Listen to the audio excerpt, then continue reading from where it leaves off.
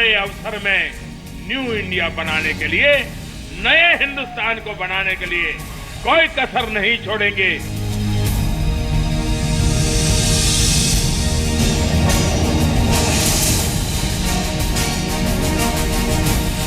एक नए हिंदुस्तान के दर्शन हो रहे हैं मुझे।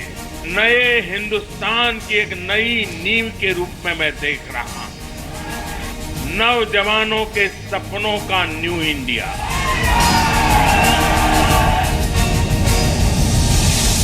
कुछ पाने की इच्छा के बजाय कुछ करने की इच्छा के लिए, अवसर के लिए खोज, ये अपने आप में एक बहुत बड़ा बदलाव है।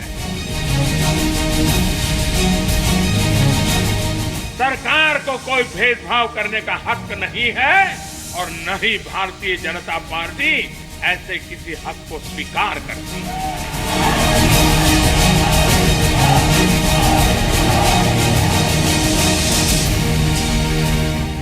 पहला कदम 2022 का संकल्प। प्रधानमंत्री मोदी का कहना है कि हर हिंदुस्तानी को, चाहे वो नेता हो या जनता, डॉक्टर हो, इंजीनियर हो, प्रोफेसर, कारोबारी या फिर हाउसवाइफ, हर इंडियन को अब से लेकर साल 2022 तक हर साल एक संकल्प लेना चाहिए। संकल्प खुद को बदलने का, संकल्प हिंदुस्तान को बदलने का। एक पहला मुकाम हमारे सामने है 2022। 5 साल अपने व्यक्तिगत जीवन में एक संकल्प हर वर्ष, संगठन के जीवन में हर वर्ष एक नया संकल्प, जिस इकाई में काम करते हैं उस इकाई में एक नया संकल्प।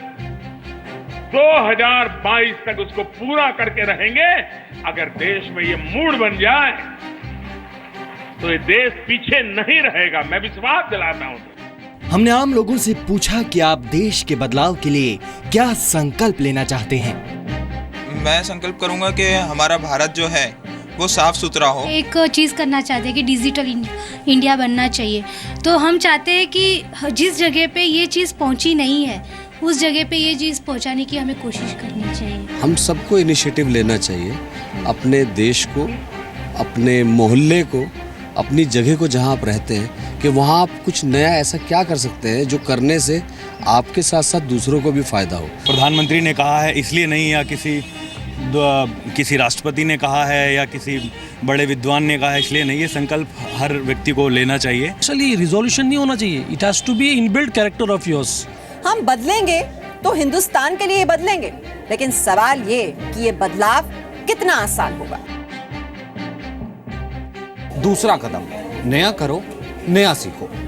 प्रधानमंत्री मोदी ने इस बात पर जोर दिया है कि हर एक इंसान को कुछ ना कुछ नया सीखना चाहिए। विकास के लिए बदलाव जरूरी है, तो ऐसे में बदलाव सबसे पहले हमको हमारे अंदर लाना होगा और देखना होगा कि बदलाव के लिए और विकास के लिए क्या कुछ नया किया जा रहा है।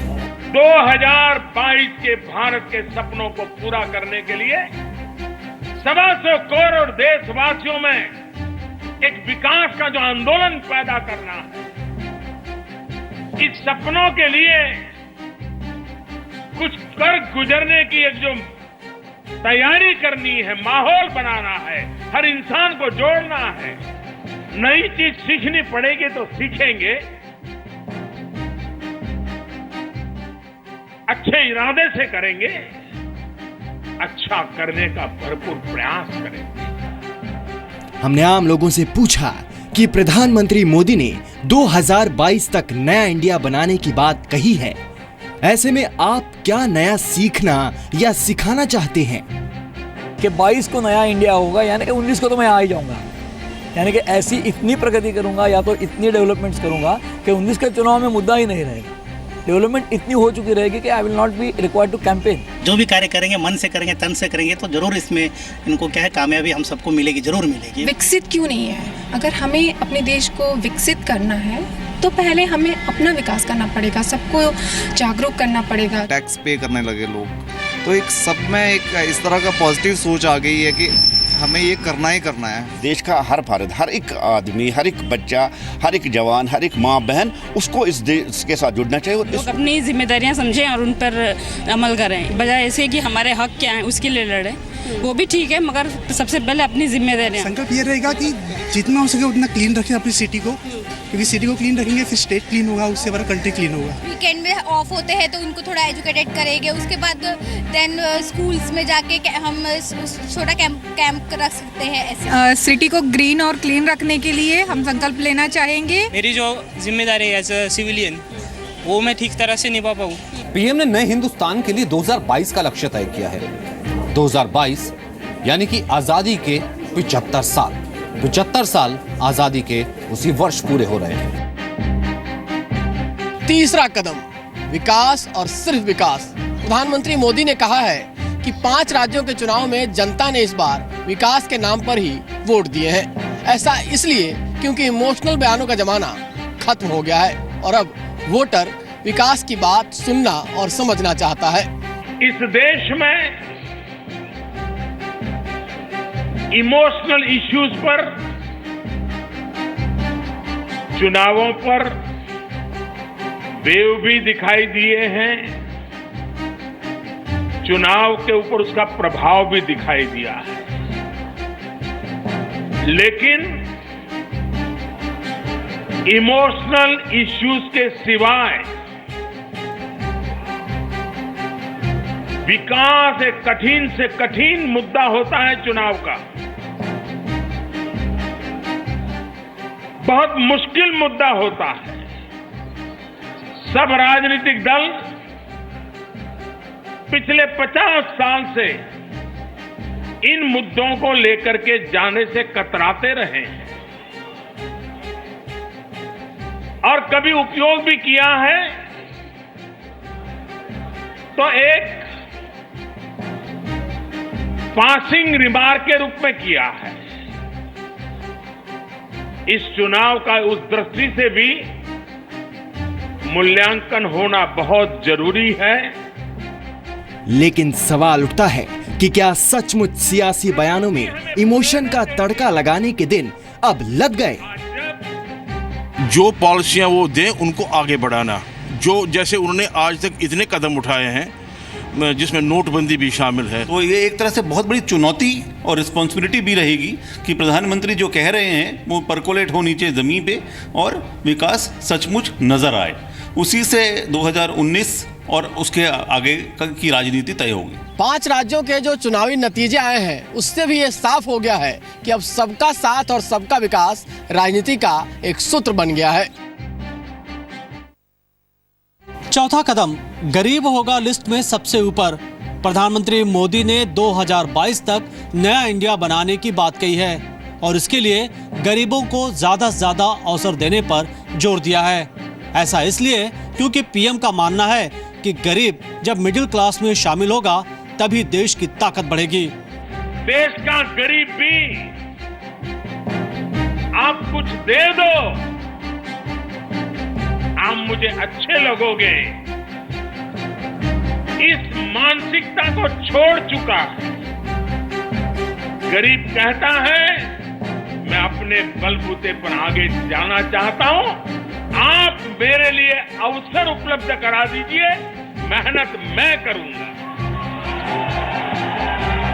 ये न्यू इंडिया की नींव है। लेकिन सवाल उठता है कि क्या देश में पहली बार गरीबों को इस कदर अहमियत दी जा रही है और क्या इससे इंडिया एक नए इंडिया के तौर पर उभरेगा?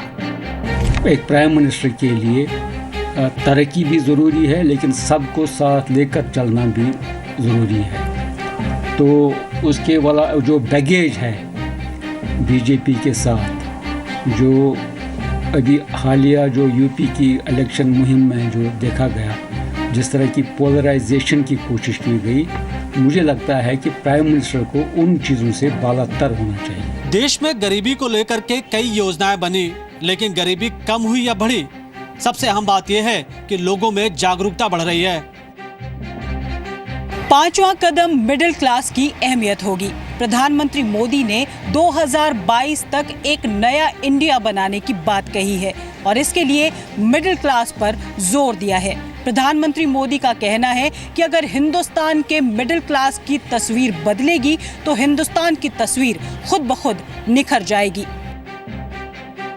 आज मध्यम वर्ग के लोगों को ज्यादा बोझ झेलना पड़ता है, कर भी मध्यम वर्ग को ज्यादा देना पड़ता है, नियमों का पालन भी मध्यम वर्ग को ज्यादा करना पड़ता है, समाज की सब मर्यादाओं का पालन भी मध्यम वर्ग को करना पड़ता है। सारे आर्थिक बोझ भी क्वांटम के रूप से देखें तो सबसे ज्यादा मध्यम वर्ग का व्यक्ति वहन करता है। उस पर यह बोझ कम होना चाहिए। मध्यम वर्ग पर जो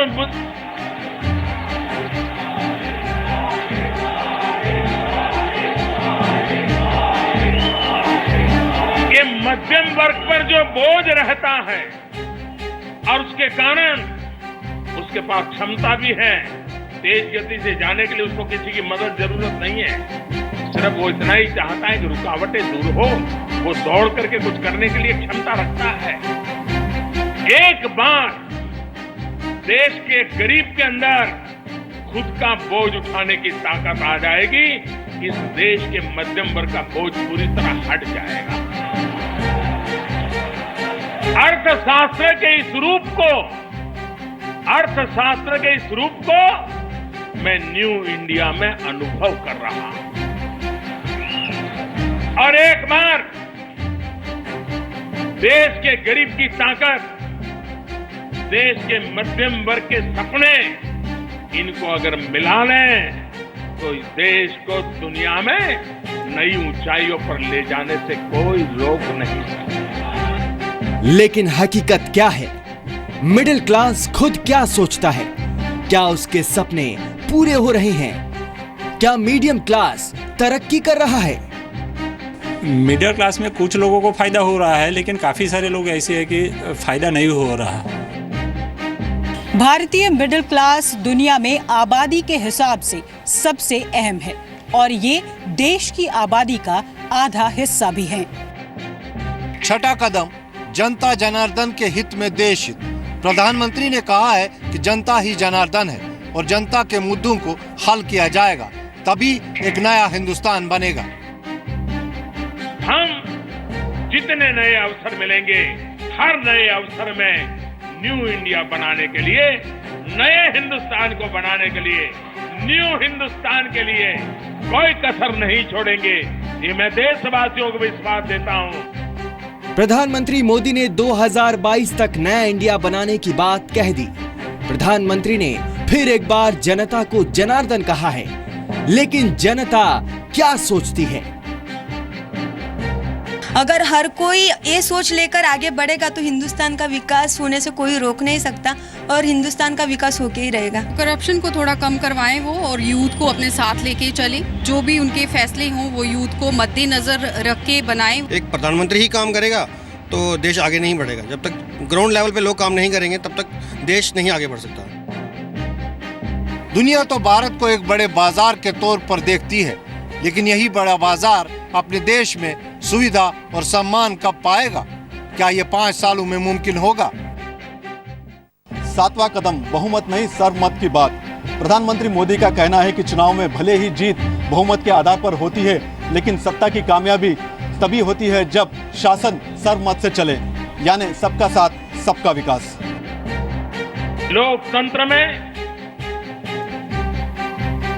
सरकार बनती है बहुमत से,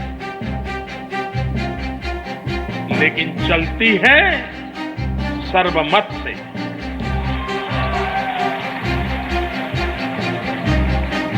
और इसलिए भारतीय जनता पार्टी की सरकार,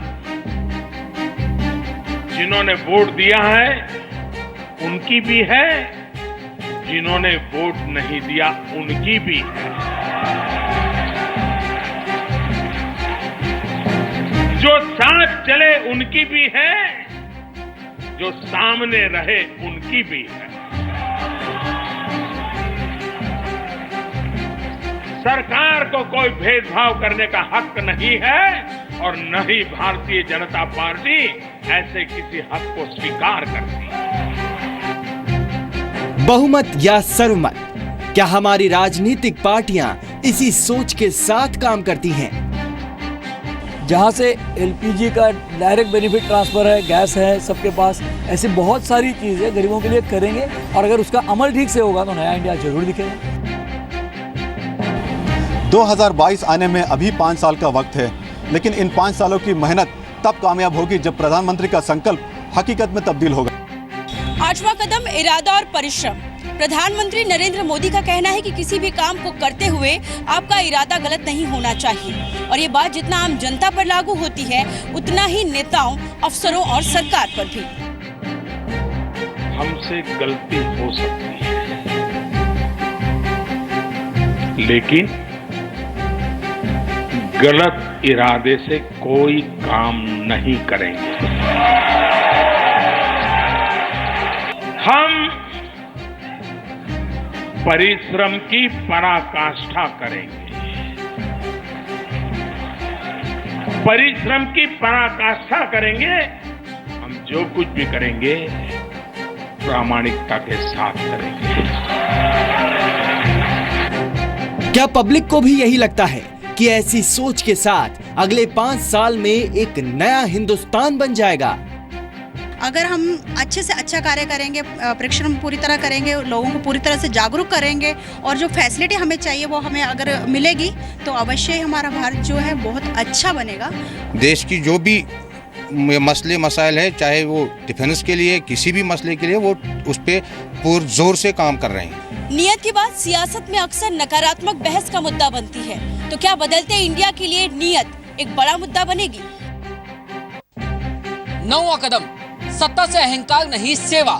प्रधानमंत्री मोदी ने 2022 तक नया इंडिया बनाने की बात कही है और उनका कहना है कि सत्ता से किसी भी कीमत में अहंकार नहीं आना चाहिए, क्योंकि सत्ता सेवा के लिए होती है।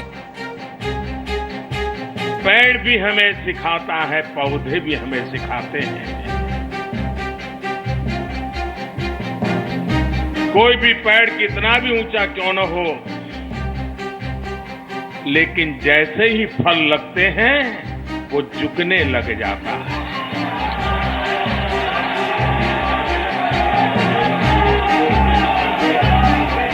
प्रकृति हमें प्रेरणा देती है। आज जब भारतीय जनता पार्टी के इस वटवृक्ष पर विजय रूपी फल लगे हैं तो हम भारतीय जनता पार्टी का सबसे ज्यादा झुकने का जिम्मा बनता है।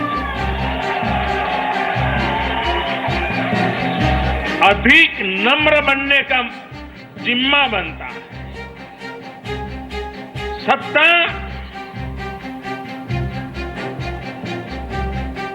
ये पद की शोभा का हिस्सा नहीं होती है। सत्ता सेवा करने का एक अवसर होती है। इस बात को लेकर हमें चलना। जाहिर है आम लोगों को अहंकार नहीं सेवा चाहिए, लेकिन क्या ये सच नहीं कि आज के दौर में अधिकांश पार्टियां सत्ता में आने के बाद बदल जाती हैं? घुमंड नहीं होगा उनका, जो भी उनका मिशन है, विजन है, घमंड अभी भी उनमें दिखा नहीं है। और अगर पार्टियों में अहंकार आ जाता है तो उनकी दशा अभी आपने इलेक्शनों में देख ही चुके आप। उनके नेता जो ज़मीन पे काम कर रहे हैं वो इंसानियत पसंद होकर काम करे, न कि रूढ़वादी, न कि क्रिमिनल होकर काम करे। उनमें कोई अहंकार नहीं है और वो एक पार्टी से वो आवाम के खदमतगार हैं, सेवक हैं। पब्लिक सोचती है कि आज के दौर में अधिकांश पार्टियां सत्ता में आने के बाद बदल जाती हैं। क्या इस सोच में बदलाव के लिए सियासत बदलेगी? 10वां कदम, नया अवसर, नया इंडिया, नया हिंदुस्तान। प्रधानमंत्री मोदी ने कहा है कि जब सारे के सारे हिंदुस्तानी आगे बढ़ेंगे तो उन्हें नया अवसर मिलेगा, तो देश भी नया बनेगा।